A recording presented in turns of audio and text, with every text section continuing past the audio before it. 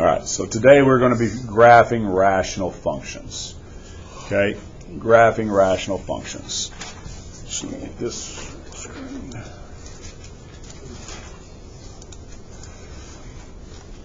All right, so on here, we're going to start with the parent function, okay, just like we have on most graphs that we've done.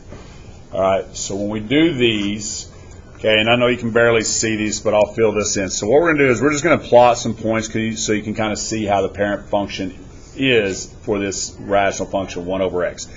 And what makes it a rational function is the x in the denominator. All right, so we'll start with 0. If x is 0, what happens when x is 0 if I plug in 0 into the denominator? What is 1 divided by 0? So everybody's got a calculator. Try that out. What is 1? Enter 1 divided by 0 on your calculator. Gives you an error because that's undefined. You cannot divide by 0. Okay, so when you divide by 0, 1 divided by 0 is undefined.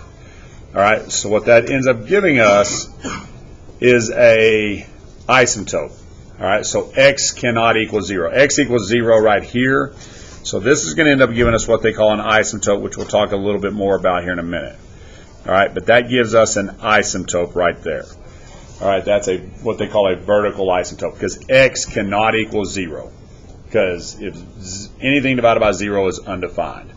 All right, so now then we'll go ahead and did some fractions here. We can see this. So this one I did is negative 1/2. All right, so if I go 1 divided by negative 1/2, that ends up giving us a negative 2 because you end up taking the reciprocal. So when x is a negative 1/2, it's a negative 2. And I'm just going to plot these points so you can see what this ends up looking like. X is a negative 1/4. Okay, that gives us a negative 4. So it ends up being like this. Now, and remember, x cannot equal 0, so it won't ever actually reach this vertical line here. All right, x is negative 1. So if x is negative 1, that's negative 1. All right. X is negative 2. Okay, 1 divided by negative 2 is just a negative 1/2. So negative 2 is 1/2. Negative 4 would be 1/4. Just like that. Everybody okay there? All right, so what that gives us is it gives us this, and as we do this, and I can go smaller and smaller and smaller, so or bigger I should say. So let's go, and we talked about this last class. As this x gets closer and closer to negative infinity, what happens to our y? So let's say 1 divided by negative 10. What is 1 divided by negative 10? Negative 0.1, right? 1 divided by 100 is 0.01, and so forth and so on. So what this happens is, as we move it towards this x-axis, it gets closer and closer and closer to that x-axis, but it never actually reaches that x-axis. So what ends up happening on that is this gives us a horizontal asymptote. All right, it gives us a horizontal asymptote right here. All right, and we'll talk more about those. There's different types of horizontal, but these are always going to work this way. All right, so it approaches those asymptotes, but it never actually reaches those asymptotes. It gets closer and closer and closer without ever reaching it. Now, those are our negative values. You're going to end up with the same thing for the positive values. All right, so when x is 1, it's 1. When it's 1/2, it's 2. When it's 1/4, it's 4. 2 would be 1/2. 4 would be 1/4. All right, so it's going to be the same thing. It's going to go through those points. It's going to approach those asymptotes, but it will never actually reach those asymptotes. Does everybody understand that? Okay, is everybody okay there? All right, so that's the way that graph. That is the parent functions, no transformations, okay, not stretched or compressed or anything there. That is the parent function of a rational function. Everybody okay there? All right, now, then they're going to talk about the asymptotes.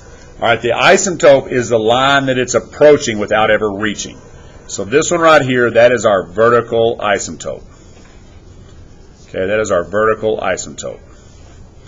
Now, and it's always going to, your vertical asymptotes are always going to be listed as x equals. All right, so in this case, what does x equal at that vertical line? 0. All All right, and your vertical asymptotes are going to be any x that makes your denominator 0. So I'd write that down into your notes. Any x value that will make your denominator 0, that's going to be a vertical asymptote. All right, your horizontal asymptote, there's a few rules that we'll go into a little later. Okay, on this one, our horizontal asymptote is just y equals 0. Wait, what do we write? For the vertical asymptote, the vertical asymptote is going to be any x value that makes your denominator 0. That makes your denominator 0.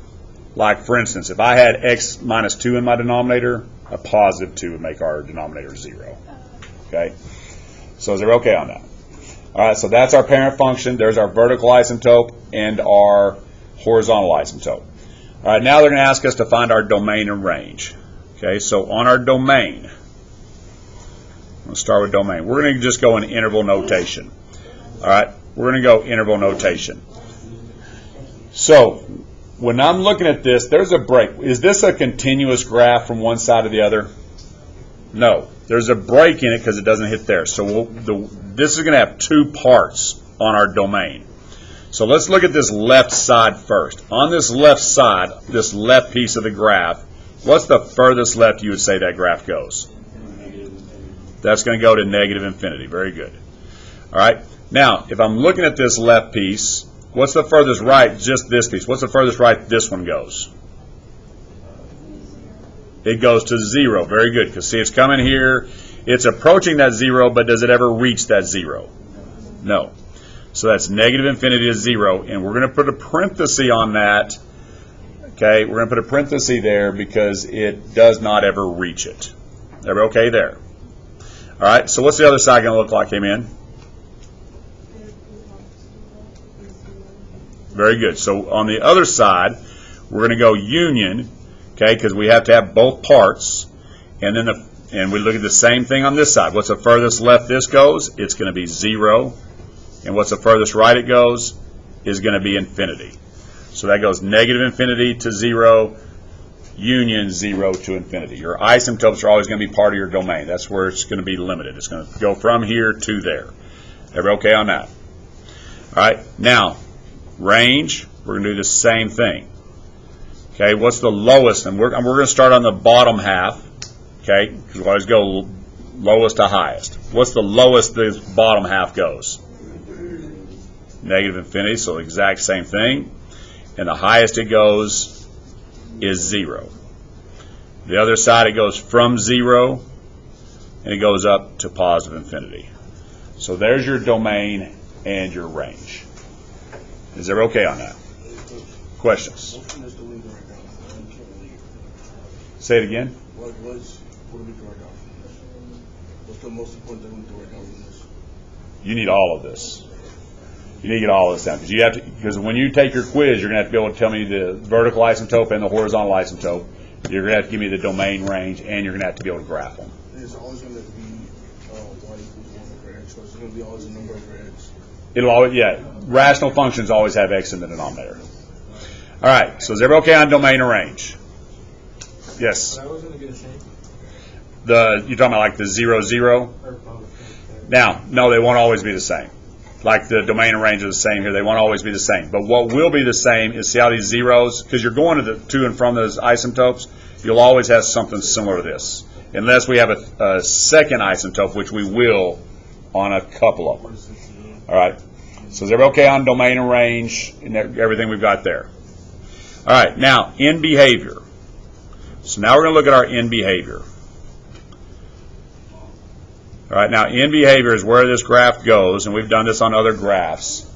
All right, so on my in behavior, and I'm going to start as x approaches negative infinity. As x approaches negative infinity. If I'm looking at this graph and I approach negative infinity, that means I'm moving left. As this graph moves left, what is this graph approaching vertically? It's approaching 0. Because now, it doesn't cross that axis, that asymptote there, but it's getting closer and closer. So as we move further left, our f of x is approaching the asymptote, which in this case happens to be 0. All right, so it's approaching 0. On the other side, as x approaches positive infinity, So as we move towards positive, as we move right, what is this graph approaching vertically? It's also approaching 0. So that's your end behavior. Is it okay there? All right. Now, one we haven't done is asymptotic behavior. All right, so asymptotic behavior, this is a new one that we've never done before. All right, so on our asymptotic behavior, that means as we approach the vertical asymptote. So it'd be listed as x approaches.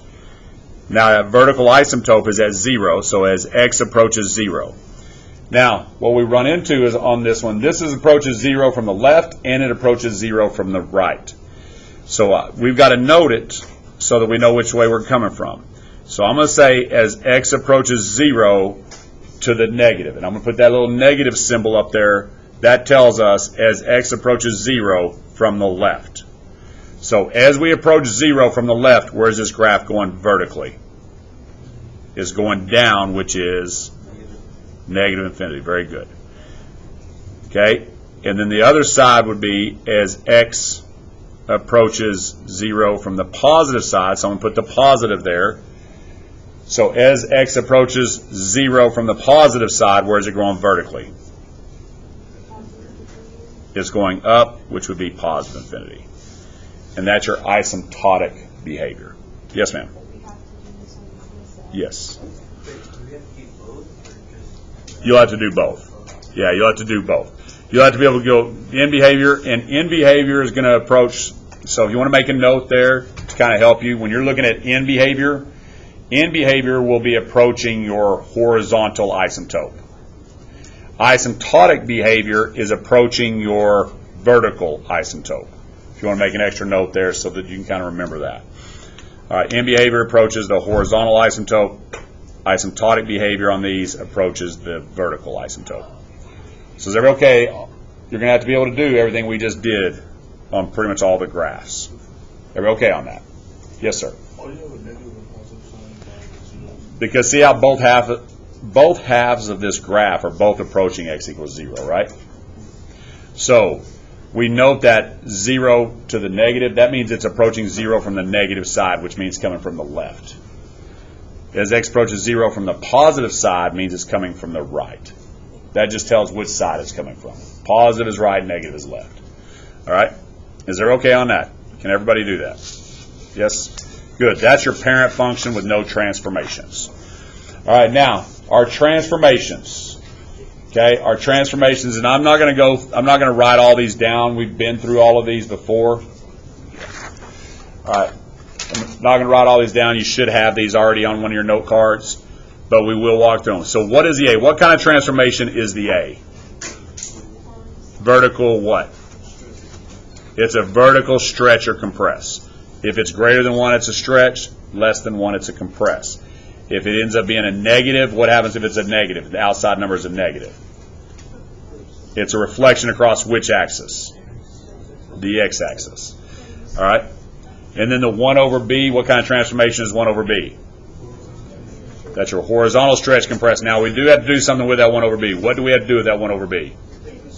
You have to take the reciprocal. Okay, once you take the reciprocal, if that b is greater than 1, okay, if it's greater than 1, it's a stretch. Less than 1, it's a compress. If it's a negative, it's a reflection across the y-axis. X minus h, that's our horizontal shift. Shifts us, x minus h shifts us right. X plus shifts us left, just like we've done before. And then the plus k is our vertical shift. Plus k is up, minus k is down. Everybody okay there? Transformations are the exact same as we've done. Everybody okay? Questions? Nope. All right, if you want to get that back on your note card, you can. Okay, you can copy it off another one. If you've got another one, use those. Does not matter. All right, so here's the way that the graph looks. The x is in the denominator, so that makes it a rational function. That's going to give it that shape that we just had. All right, does this one have a vertical stretch compress? Anything multiplied out front? No. There's not a number multiplied out front, and sometimes you'll see that number multiplied. It could be in the numerator. Like if that said 2 on top instead of 1 on top, that would be a vertical stretch of 2. Okay? So sometimes you'll see it up there, sometimes you'll actually see it out front. All right? But now, what kind of transformation is the x minus 3? That shifts us right 3. And what kind of transformation is the plus 2? Up 2. All right, now, we just graphed the parent function a while ago. We had the asymptotes. Where did the asymptotes intersect? Look back on your notes. Where did the asymptotes intersect on the last one? The vertical asymptote and the horizontal asymptote, they intersected at the origin, right? So what happens is that's what we're transforming. Those two asymptotes on the last one we just did, they intersect at the origin. Now we're going to take those asymptotes and we're going to shift them. They're going to go right 3. So from the origin, I'm going to go right 3, 1, 2, 3, and I'm going to go up 2. Just like that. So that's the intersection when we do our shifts. So when I shift right 3 and up 2, that shift, that gives you the intersection. Okay, that's the intersection of your asymptotes. All right, so make sure you get that down so that you know what we're actually shifting. All right, so our asymptote, so we're going to have a vertical asymptote right here. And we're going to have our horizontal asymptote right here.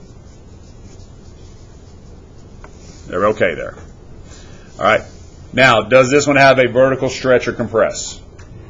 Does it have a horizontal stretch or compress? Does it have a reflection?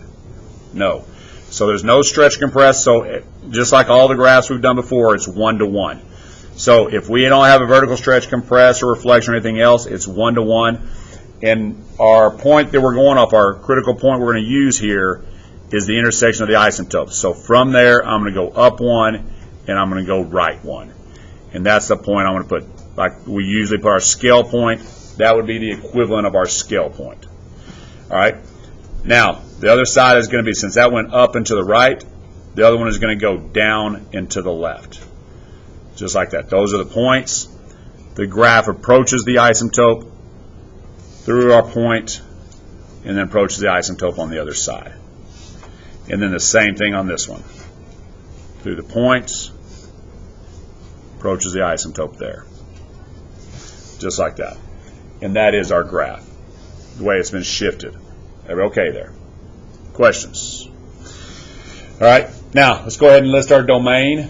So what is the domain of this going to be, O'Marion? Give me the left half. What's the left half side going to be? Because this has 2 halves on domain. What's my left half going to be? Negative infinity to what? Huh? No. Drew. Not 0. The cross is 0. It goes to 3. Because remember, when we're looking at our domain is always going to go negative infinity over to our vertical asymptote. Our vertical asymptote happens to be at 3. So our domain is going to go negative infinity to 3. And what's the other half going to be, Alex?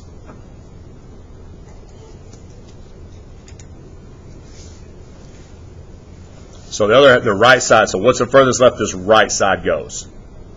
If I'm looking at the right side of this graph, this piece right here, what's the furthest left it goes? Huh? Well, now 4 is here. It goes past 4. No, positive infinity is going up. Jeremy? 3. It's going to 3. Now, does it ever reach 3? No. All right? So it's going to 3, and then it's going, as I move right, what's the furthest right it goes? Infinity. So that's your domain. Negative infinity over the asymptote to positive infinity. What is my range going to be, Kirsten? Negative infinity to 2. Very good. And what's the other half going to be, Katie?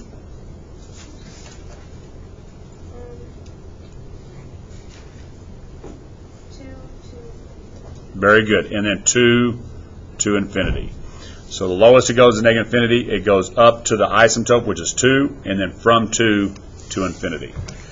Everybody okay on that? Everybody pay attention, because what will end up happening is people will tell me that horizontally it only goes to 2 here, and then it only goes to 4 here. It gets as close as we can possibly get to 3 without actually touching the 3. And on the vertical, it gets as close to this horizontal asymptote, it gets as close to 2 as we can possibly get there. So make sure these numbers right here, those should always be your asymptotes. Okay, those should always be your asymptotes. All right, now our vertical asymptote. What is my vertical asymptote, Cameron? Vertical asymptote is always going to be x equals. What is x equal for our vertical asymptote?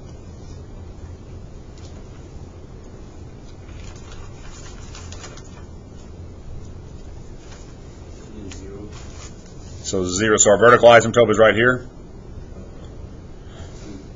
Nope. So our vertical asymptote is right here? No. Our vertical asymptote is this dashed line that goes right between the two graphs, the two halves of the graph, right? So what is that at? 3. Because what did I say earlier about the asymptotes? Asymptotes are anything that give us 0 in our denominator. So if I say x is 3, what is 3 minus 3? 0. So our vertical asymptote is going to be x equals 3. Okay, x equals 3. And in this case, we can see our horizontal asymptote. What is our horizontal asymptote going to be, Jeremy? It's going to be y equals 2. Very good.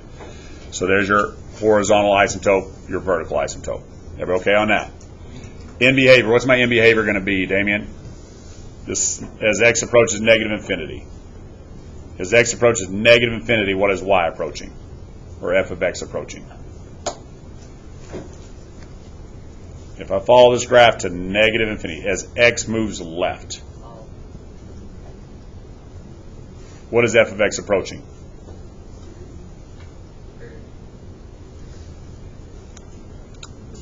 It's approaching 2. Very good. All right, it's approaching 2 because it's just like I said a while ago, on the in behavior, that's approaching your horizontal asymptote. All right, as x approaches positive infinity, what is f of x approaching, Alvaro?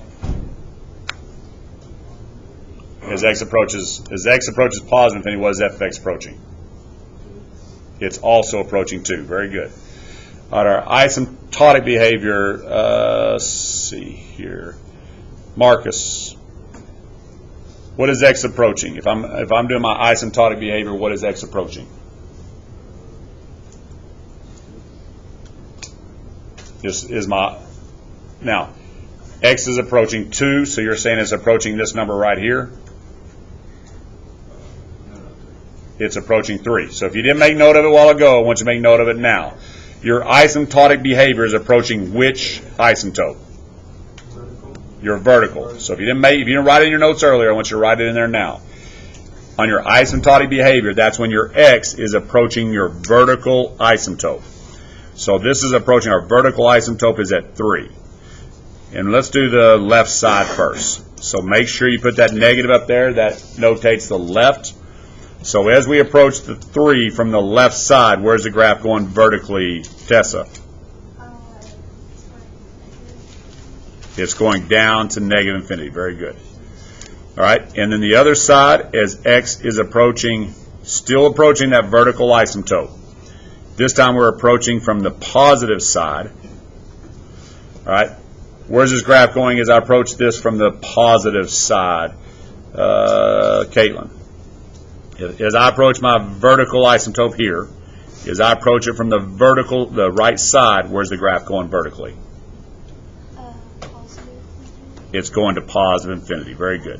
So f of x approaches positive infinity. Just like that. Is that okay there?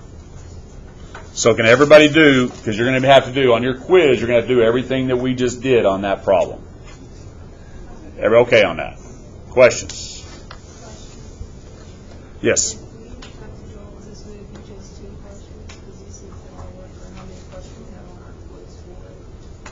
No, there'll be more than just 2. I mean, because once you know what you're doing, it doesn't take 2 minutes to do these. Once you know what you're doing, it doesn't take very long to do them. So is everybody okay on that? Questions? Yes? Have to turn these. We want to convert that 3x minus 4 over x minus 1. We want to convert that into the same form that we just did. All right? And when I have 3x over x minus 1, what is that? Multiplication, division, addition? What is it when I have the fractions?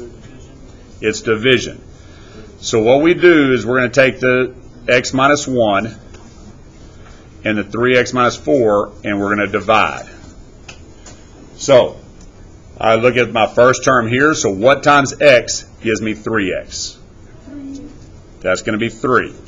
So 3 times x is 3x. 3 times negative 1 is negative 3. I change my signs just like we did when we did division. The x's cancel, negative 4 and 3 leaves me with negative 1. All right, so now we have our remainder, we have our quotient, and we have our divisor. So the way that you're going to write these is this. So you might want to get this onto your note card so you have it. So after you do your division, we're trying to convert it. We're going to take our g of x. Okay, our polynomial is going to be, or rational function is going to be, sorry. It is going to be the remainder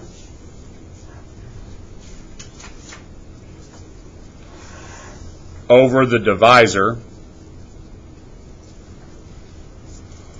plus the quotient. So it's the remainder over the divisor plus the quotient. Okay? So when I write it, so now that we've converted it, it's going to be, the remainder was negative 1 over the divisor, which was x minus 1, plus the quotient, which was 3. So it ends up looking like that. Is everybody okay on those? Now, so now it's ready to graph. So now it's back into that transformation form that we've been doing. So now I go, where does the x minus 1 shift us? That goes right 1, and the plus 3 shifts us just like that. So there's our vertical asymptote through that point. There's our horizontal asymptote through that point. Now this one has a negative. It's not stretched or compressed, but it has a negative. So what does the negative do to our graph? It reflects it. So instead of going up 1, right 1, it's going to go down 1, right 1, and up 1, left 1. So it's going to fall in those quadrants like this. There's that half of the graph. There's that half of the graph. And that gives your graph. So the graphing, everything works the same when you do your graphing and your everything else. Your domain, your range. Now, the only thing different on this one is it does have the inequality. So let's look at those. Our interval notation on this one would be negative infinity, okay, over to 1, and then 1 to infinity. All right, on the set notation, you're going to write set notation like this. It's going to be x such that this is going to be all real numbers except what? What x do we not have? So x does not equal 1. And then our inequality notation would be x is less than 1 or x is greater than 1. Those are the different notations. So make sure you got that down because you will be asked to do that on your quiz as well. So make sure you have those notations down so you know what you're doing. Everything else works the exact same as it's been. Questions? All right. Very good. Your homework is on the board. It is page 485, numbers 1 through 15 odds. Make sure you do those so you know what you're doing on your quiz next class.